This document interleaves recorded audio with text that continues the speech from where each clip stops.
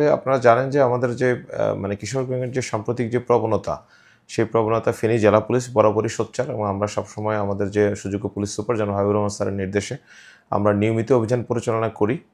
আমাদের যে রেগুলার যে দিনের বেলা এবং রাত্রিকালীন যে টহল পার্টিগুলো আছে তারা রেগুলারই অভিযান পরিচালনা করছে। এখন বিষয়টা হচ্ছে যে আপনার কিশোরগঞ্জ তো সামাজিক অস্থিরতারই একটি মানে আমি বলব যে তারই একটা ফল, কিশোর গ্যাং। তো এখানে আসলে আমরা আমাদের দিক থেকে যতটুকু সম্ভব আমরা সবসময় যখন বিভিন্ন নাগরিকরা আমাদেরকে ফোন দেয়, সিভিল সোসাইটি থেকে আমরা বিভিন্ন রকম তথ্য পাই, তখন আমরা সেখানে অভিযান পরিচালনার চেষ্টা করি। তারপরেও কিছু নাগরিক সমাজেরও দায়িত্ব আছে, রাজনৈতিক নেতৃবৃন্দ যারা তাদেরও দায়িত্ব আছে।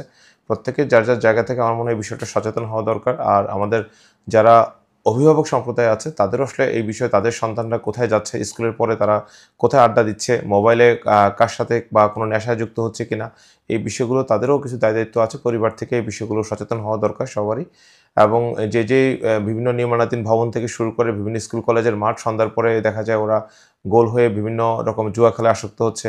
তো অভিভাবকদেরকে বরাবরই তাদের খোঁজ রাখতে হবে যে সন্তান মোবাইলে কি করে, সে কোন সময়টা বের হচ্ছে, কখন আসতেছে, কার সাথে মিশছে। তো এই বিষয়গুলো সবারই আসলে দায়িত্ব রয়েছে এগুলো খোঁজখবর রাখা। আমার মনে হয় যদি নাগরিক সমাজও যদি এগিয়ে আসে এবং আমাদের নিয়মিত অভিযান যদি অব্যাহত থাকে নিশ্চয়ই আমরা একটা এই কিশোরগঞ্জের যেই প্রভাব, সেই প্রভাব থেকে নিশ্চয়ই আমাদের সমাজকে আমরা মুক্ত করতে পারব।